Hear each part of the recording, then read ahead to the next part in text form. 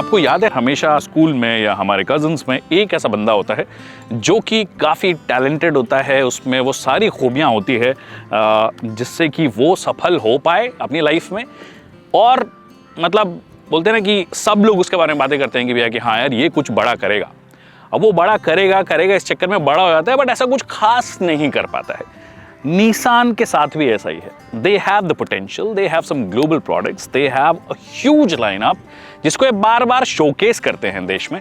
अभी जूक थोड़े दिनों पहले जूक, एक्सट्रेल और ये सब इन्होंने शोकेस की थी।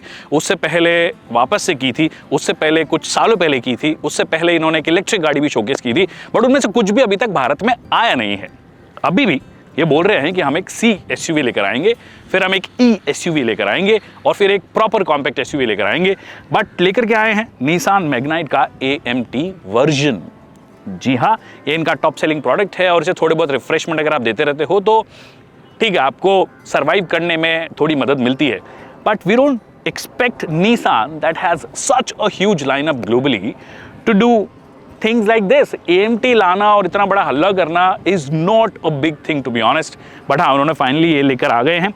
इसमें क्या चेंजेस हैं रेगुलर मॉडल से और क्या चलने में 1 लीटर की जो कमजोरियां थी वो AMT थोड़ी भरपाई कर पाता है या नहीं कर पाता है, उसके बारे में बात करेंगे। नमस्कार खमागड़ी दिव्य सज्जनों, my name is Vikas Yogi, you are watching एसन studio and here is everything that you need to know about the Nissan Magnite AMT or the automatic manual transmission.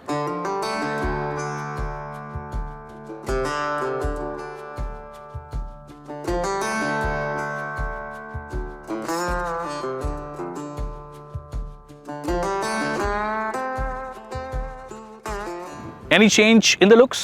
Well, no. Except for this badge, जिससे design wise कोई फर्क नहीं पड़ता है।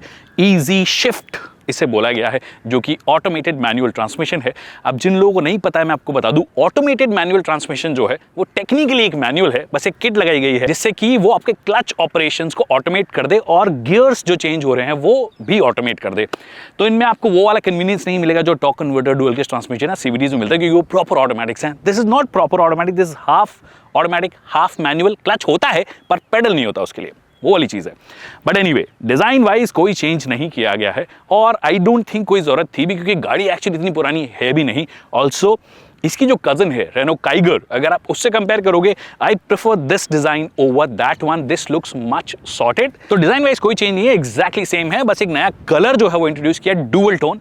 ये blue है, top में आपको ब्लैक मिलेगा, तो वो एक डुअल टोन इफेक्ट आपको दिया गया है। There is one more version that these have launched, जिसे कि कूरो कहा गया है। कूरो का मतलब ब्लैक होता है जापानीज में, ऐसा कंपनी का कहना है। वैसे हमारे यहाँ कारो होता है या कारा होता है, ये कूरो है। But whatever it is, this is the new edition जिसके अंदर ब्लैक एलिमेंट्स आपको बहुत सारे मिलेंगे, ग्रिल से लेकर स्किड प्लेट से लेकर tyres with red callipers, mind you, वो आपको यहाँ पे दे दिया गया है। और अंदर भी जो है उसे फुल ब्लैक कर दिया है और कुछ एक फीचर्स जो हैं वो उसमें ऐड किए हैं। कौन से? वैसे ऑलरेडी जो रेगुलर मॉडल है वो भी काफ़ी ब्लैक है, अब इसको थोड़ा सा और ज़्यादा ब्लैक कर दिया है हर जगह। स्पेशली जैसे यहाँ पे अगर आप देखोगे स्टीयरिंग पे, वहाँ पर थोड़ा बहुत ग्रेश कुछ देते हैं, यहाँ पर इसको भी ब्लैक कर दिया, पियानो ब्लैक फिनिश। तो जहाँ जहाँ पे वो थोड़ी बहुत चीज़ें थी ग्रेश कलर की, उनको पियानो ब्लैक फिनिश में फिनिश कर दिया है, जहाँ पे भी आप देखोगे। बस एक चीज़ ऑफकोर्स, ये जो स्विच बोर्ड है आपकी लाइट्स वगैरह ऑन करने का, उसको वाइट में रखा है, क्योंकि अगर सब कुछ ब्लैक कर देते हो तो एक्चुअली पिच डार्क में आपको नजर नहीं आएगा। So that I think is a thoughtful touch. बाकी क्योंकि ये XV वेरिएंट पे अवेलेबल है, तो अगर आप XV अगर नॉन टर्बो भी लेते हो, मतलब नेचुरल स्पीड भी लेते हो, तो आपको वायरलेस चार्जर जो है वो आपको मिल जाएगा, जो I think it's a thoughtful touch. पहले सिर्फ टॉप एंड टर्बो में ही मिलता था वो, अब आपको इसमें भी मिल जाएगा। कूरो एडिशन आप ले रहे हो और आप इस वेरिएंट को चाहो तो मैनुअल में ले सकते हो, चाहो तो AMT में ले सकते हो, चाहे टर्बो में ले सकते हो, टर्बो CVT में ले सकते हो, जो मर्जी हो जिसमें ले सकते हो। तो वो जो चीज़ें हैं आपको नजर आएगी। इनफैक्ट यहाँ पे भी देखोगे अपॉल्स्ट्री, तो इसको भी यहाँ पे ब्लैक किया गया है। तो ओवरऑल ब्लैक कलर डेफिनेटली अच्छा लग रहा है और फीचर्स के मामले में भरपूर है। और अब आप चाहो तो नॉन टर्बो में भी इसे ले सकते हो। जो कूरो एडिशन है ऑफकोर्स उसमें ऑल ब्लैक सब कुछ किया गया है। वैसे यहाँ पर भी काफ़ी कुछ ब्लैक है already. In terms of comfort, in terms of seating comfort wise actually मुझे पहले भी कोई शिकायत नहीं थी, अभी भी कोई शिकायत नहीं है। ऑलराइट, तो निसान मैग्नाइट AMT क्योंकि हम चला रहे हैं, और AMT इसकी जो सबसे बड़ी दिक्कत है वो ये कि जब चढ़ान पे आप जाते हो तो गाड़ियाँ रोल बैक होना शुरू हो जाती है, या मतलब थोड़ा स्ट्रगल डेफिनेटली करती है। अब क्योंकि इस गाड़ी के अंदर हिल होल्ड आ गया है, जो कि AMT के साथ में सभी वेरिएंट्स में मिलेगा। तो वो जो समस्या है कि एटलीस्ट रोल बैक होगी वो तो शायद दूर हो गई, पर क्योंकि इस इंजन को हम जानते हैं ये बहुत ज़्यादा एनर्जेटिक इंजन नहीं है, it's small in size, it's not turbo charge, तो बहुत ज़्यादा पावर ज़्यादा जनरेट नहीं करता है। पर देखते हैं कि इस AMT के साथ में क्या कुछ इन्होंने थोड़ा ट्यून किया है, क्या रीमैप किया है और क्या ये आराम से चढ़ पाता है। तो परफॉर्मेंस की शुरुआत इसकी पहली प्रॉब्लम से करते हैं, मतलब इसकी प्रॉब्लम नहीं, AMT की प्रॉब्लम से। Let's see if Nissan Magnite ये जो AMT है इसके साथ भी वो दिक्कत है। नॉर्मल अगर हल्की सी चढ़ान है तो कोई दिक्कत जनरली होती नहीं है, यहाँ से थोड़ी सी चढ़ान ज़्यादा होने लगती है। अब एक चीज़ जो अच्छी है इसके अंदर, मैंने मार दिया ब्रेक मारते ही ऑटो होल्ड जो है वो एक्टिवेट हो जाएगा, देखिए गाड़ी। बट 1 2 3 बोलने से पहले वो डीएक्टिवेट भी हो जाता है। और यहाँ पर एक चीज़ अच्छी है, गाड़ी हल्की सी खुद भी चलना शुरू हो जाती है, दैट्स ऑल राइट। पर जैसे ही थोड़ी और स्टीप होएगी, अब देखते हैं कि क्या करता है। हल्का सा स्टीप और मैंने मार दिया ब्रेक। अब यहाँ पर गाड़ी पीछे आना शुरू हो गई है, थोड़ी जल्दी कंपैरेटिवली, फिर होल्ड करने की कोशिश कर रही है but is struggling little bit, और ऊपर चढ़ाने की कोशिश। अब देखते हैं चढ़ती है नहीं चढ़ती है। हल्का चढ़ना इसने शुरू कर दिया है, बट नो, थोड़ी और ऊंचाई, पीछे आना शुरू कर दिया। वापस से ऑटो होल्ड, अब थोड़ा और स्टीप, मतलब हल्का सा ऊंचा होते ही ये ना थोड़ा अपना कॉन्फिडेंस खो देती है। अब थोड़ा सा प्रॉपर्ली थोड़ा ऊंचा हो गया है, मैंने मार दिया ब्रेक। और उससे पहले देखिए आप क्या आ गया है, उससे पहले आ गया अभी auto gear box over heating हो गई है। मतलब अभी तो ट्रैफिक में मुश्किल से आपके 30 सेकंड 15-20 सेकंड 30 सेकंड हो गए हैं। अगर आप ऐसा करोगे तो कैसे होगा, अब देखते हो इससे क्या फर्क पड़ता है। अब मैंने ऑटो होल्ड एक्टिवेटेड है, पीछे आ गया, फिर पीछे आ गया। ऑटो होल्ड भी जो ना हमारा साथ छोड़ रहा है। अब मैं ऊपर चढ़ा रहा हूं, देख रहे हो जडर स्ट्रगल करती हुई नजर आ रही है। इतना ओवर हीट हो गया है कि ये थोड़ा पगला गया है। बट हाँ, अब नॉर्मल रोड पे चलाते ओवर हीटिंग की समस्या भी दूर हो जाएगी। वैसे it's better that you put it in the manual mode, M1 पे रखो आप। बट अभी देखिए gear box it tends to upshift a lot, already 4th gear में आ गया है और आपको वो क्लियरली फील भी होता है। मतलब हर गियर जो चेंज है वो आपको फील होता है, which is necessarily not a bad thing, क्योंकि AMT के साथ में वो चीज़ है। मतलब द वन ब्रांड या फिर 2 ब्रांड जिन्होंने AMTs का गेम मतलब एकदम एस कर दिया है, एक तो जिनकी गाड़ी जा रही है कि Hyundai वो, और मारुति की तो जाती रहती है गाड़ियाँ। ये खड़ी है। तो मारुति और Hyundai ने जो AGS या AMT जो गेम है, they have somehow aced it much better than anyone in the country right now, especially entry level space की बात करते हो। उसके ऊपर तो of course talk converters and all that, DCTs CVTs ये सब बेहतर होते ही हैं, बट एक AMT को जितना बेहतर वो ट्यून करते हैं वो नहीं है। Auto gear box over heating warning लगातार आ रही है, but anyway let's just forget that. क्या ये ज़्यादा बेहतर है अगर आप मैनुअल चलाओगे? एक्चुअली मैनुअल के साथ में, जिसमें कि आपको ऑटो होल्ड फंक्शन जैसा कुछ नहीं आता है, इसके अंदर आपको क्लच, ब्रेक, एक्सेलरेटर का सही मॉड्यूलेशन आप रखोगे तो ही आप चढ़ान चढ़ पाओगे। एटलीस्ट उससे ज़्यादा इजी आपको ये लगेगी, स्पेशली ऐसे कंडीशंस में जब आप फ्लाईओवर वाली कंडीशंस में हो। तो मैनुअल से तो definitely I would prefer this, but ये auto gear box over heating कितनी देर तक रहेगा और क्या उससे परफॉर्मेंस में भी कोई फ़र्क आएगा? ये ओवर हीटिंग इश्यूज़ यूजुअली हमने DCTs में देखे हैं, and it is also like a DCT with 1 less clutch and less automation. But इसमें भी वो ओवर हीटिंग इशू आ गया। तो ओवर हीटिंग इशू आता है तो उस टाइम पर आपका गियर बॉक्स उतना कुछ खास तरीके से काम नहीं कर पाता है। बट एक शिकायत जो पहले भी थी और अभी भी है, ये देखिए, ओ भैया ये नाचती है भैया, ये देख रहे हो आप, मतलब प्रॉपर नाचती है ये गाड़ी।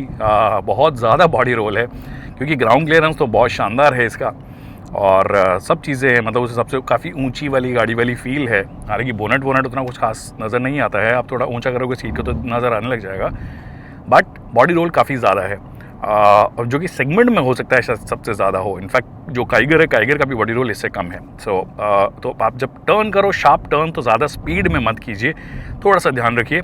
बट ओवरऑल उसके अलावा for the price I think जितना आप इसको पे कर रहे हो उतना वैल्यू प्रोपोजिशन तो आपको ऑफर कर देता है. It's not definitely exciting.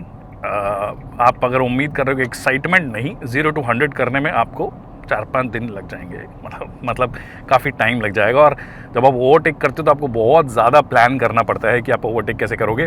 But I understand one thing, क्योंकि ये entry level in naturally aspirated entry level models में आता है, एंट्री लेवल वेरिएंट्स में आता है, उसके साथ में AMT देकर अपने कन्वीनियंस को डेफिनेटली बढ़ा दिया है और उसकी डिमांड भी है.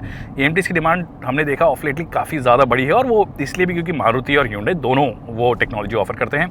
सो लाजमी है ये बात कि भैया उसकी डिमांड बढ़ेगी, और क्योंकि सस्ता भी पड़ता है, ईजी टू मेंटेन भी है, ये चीज़ है. बाकी जो लोग ऑलरेडी रेनो या चला रहे हैं, जो AMT ऑलरेडी ऑफर करता है ट्राइबर में, उनसे अगर मैं कंपेयर करूँ ट्राइबर AMT और इसको, मतलब क्योंकि उसके अंदर भी 1 लीटर AMT आता है और इसके अंदर भी 1 लीटर AMT आता है, तो definitely this feels slightly more alive. मतलब alive is not the word to describe this, but this feels much better. अगर रिफाइनमेंट की उम्मीद मेरे को एक वैसे भी एक 3 सिलेंडर इंजन से बहुत ज़्यादा होती नहीं है, तो वो है नहीं. एक चीज़ जो इसके फेवर में जाती है वो ये कि राइड क्वालिटी जो है इसकी बहुत अच्छी राइड क्वालिटी है.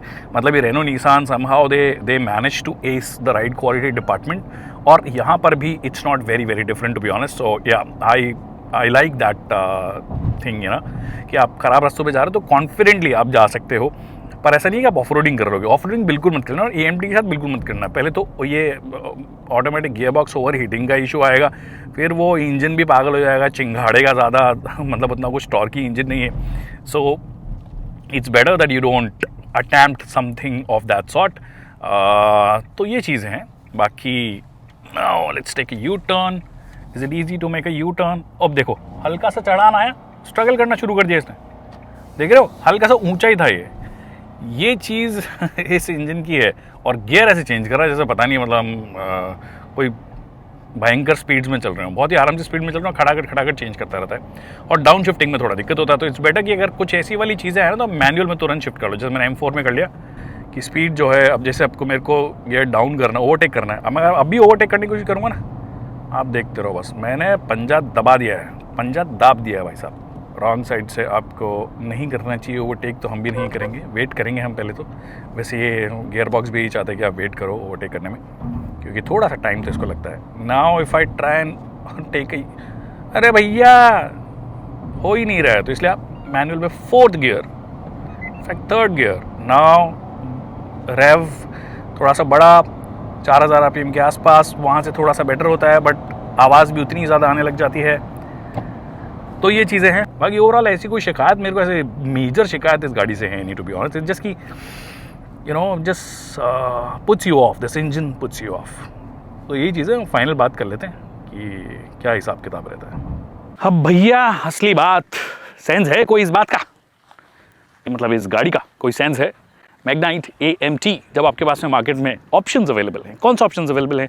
आपके पास में फ्रॉन्क्स AMT अवेलेबल है, जो कि 1.2 लीटर नेचुरली एस्पिरेटेड, ज़्यादा स्मूदर इंजन, इससे ज़्यादा फास्ट इंजन और इससे ज़्यादा बेहतर AMT के साथ में आता है. तो इसका कोई सेंस बनता है क्या? इसका सेंस तब बनता है अगर ये प्राइसिंग में मस्त खेल जाए. और प्राइसिंग एक्चुअली इनके फेवर में हमेशा से रहा है, क्योंकि जब इनिशियली लॉन्च किया था इन्होंने आई थिंक 4.99 या आई थिंक 5 लाख के आसपास इन्होंने लॉन्च किया था. अभी इसकी प्राइस, स्टार्टिंग प्राइस 6 लाख हो गई है, क्योंकि ऑफकोर्स महंगाई बढ़ गई है. अब 6 लाख हो गई है, और अच्छी बात है कि ये लोग बोल रहे हैं हर ट्रिम में हम AMT ऑफर करेंगे, which is a great move. That means base variant जो 6 लाख का है उसमें अगर आप 50,000 ऐड कर दोगे तो 6.5 लाख रुपए के आसपास ये लॉन्च हो जानी चाहिए. 6.49 के आसपास इज व्हाट आई एक्सपेक्ट. तो 6.5 से 8.5 के बीच में 3-4 AMT के आपके पास में ऑप्शन मिल जाएंगे, जो कि मेरे हिसाब से इसे एक सेंसिबल गाड़ी तो बनाते हैं. मैनुअल ट्रांसमिशन जो रेगुलर वाला है उससे ज़्यादा मैं ये प्रेफर करूंगा, क्योंकि मैनुअल ट्रांसमिशन में ये और ज़्यादा लेथार्जिक फील होता है, इसका इंजन और ज़्यादा लेजी फील होता है. It already is very lazy honestly. तो वो चीज़ है. और आई विश ये लोग टर्बो के साथ में अगर AMT दे देते या कुछ और मतलब उसको थोड़ा सस्ता कर देते तो थोड़ा मज़ा आ जाता, बट वो चीज़ नहीं की गई है. बट हाँ, यही मेरे फर्स्ट इंप्रेशंस हैं निसान मैग्नाइट के बारे में. निसान मैग्नाइट ईजी शिफ्ट या AMT या ऑटोमेटिक मैनुअल ट्रांसमिशन, उसके बारे में मेरे फर्स्ट इंप्रेशन है. आई होप आपको वीडियो पसंद आया होगा. I hope Nissan is listing me and they price it super aggressively. और बाकी जो है वो है ही है. Thank you so much people for watching this video.